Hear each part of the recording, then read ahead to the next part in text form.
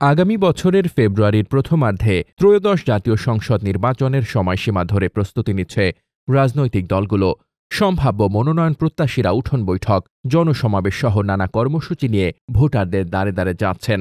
তবে বিএনপির সঙ্গে যুগপৎ আন্দোলনে থাকা মিত্রদল ও জোট নেতাদের অনেকেই এখনও নিজের আসন নিয়ে দোদুল্যমান অবস্থায় রয়েছেন। ফ্যাসিবাদ বিরোধী আন্দোলন সহ ১৭ বছর রাজপথে সক্রিয় ভূমিকায় থাকলেও নির্বাচনী আসন নিয়ে অনেকটা অনিশ্চয়তায় মিত্ররা।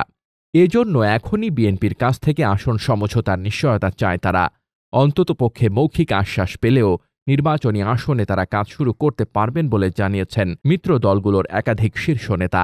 বিএনপির রাজনৈতিক মাঠে পরীক্ষিত মিত্র দলগুলোকে সঙ্গে নিয়েই নির্বাচনী বৈতরণী পার হওয়ার পক্ষে।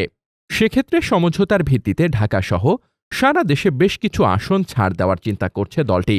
আর বিএনপির যুগপৎ আন্দোলনের সঙ্গী নেতারা চান সম্মানজনক আসন, পাশাপাশি উচ্চকক্ষ কিংবা ক্ষমতায় গেলে জাতীয় সরকারেও থাকতে চান। এ নিয়ে বিএনপির সঙ্গে মিত্রদের আসন নিয়ে আলাপ আলোচনা চলছে অনেকটাই নীরবে। বিএনপির লিয়াজো কমিটির সঙ্গে মিত্রদের চলমান ধারাবাহিক বৈঠকেও এ বিষয়ে আলোচনা গুরুত্ব পাচ্ছে। সংশ্লিষ্টদের সঙ্গে কথা বলে জানা গেছে সব তথ্য। সম্প্রতি অনুষ্ঠিত লিয়াজো কমিটির বৈঠক শেষে বিএনপির স্থায়ী কমিটির সদস্য আমির খসরু মাহমুদ চৌধুরী জানান, নির্বাচনী তফসিল ঘোষণার পর হতে পারে আসন ভাগাভাগি। নির্বাচনের তফসিল ঘোষণার পর নির্বাচনের কার্যক্রম শুরু হলে তো এই প্রক্রিয়া হবে। আমরা সে জায়গায় এখনো আসিনি। যখনই নির্বাচনী কার্যক্রম তফসিল ঘোষণা হবে এ বিষয়গুলো উঠে আসবে, সবার সঙ্গে আলাপ আলোচনা করা হবে।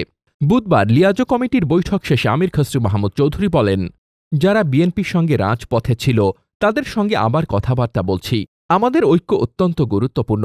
শুধু নির্বাচন বলে কথা নয়, ৩১ দফা ও সংস্কারের বিষয়ে যে ঐক্যমত তা কিভাবে আগামী দিনে বাস্তবায়ন করব, নির্বাচনে জনগণ যদি আমাদের রায় দেয় সবাই মিলে এটি বাস্তবায়ন করতে হবে। ২০১৪ সালের জাতীয় সংসদ নির্বাচন বর্জন করে বিএনপি সহ বেশিরভাগ রাজনৈতিক দল। ২০১৮ সালের একাদশ জাতীয় সংসদ নির্বাচনে শরিকদের ৫৮টি আসন ছেড়ে দেয় বিএনপি। অবশ্য সেই নির্বাচনের আগের রাতে ও ভোট হওয়ার দিন সকালেই নির্বাচন বর্জনের ঘোষণা দেয় বিএনপি সহ মিত্ররা।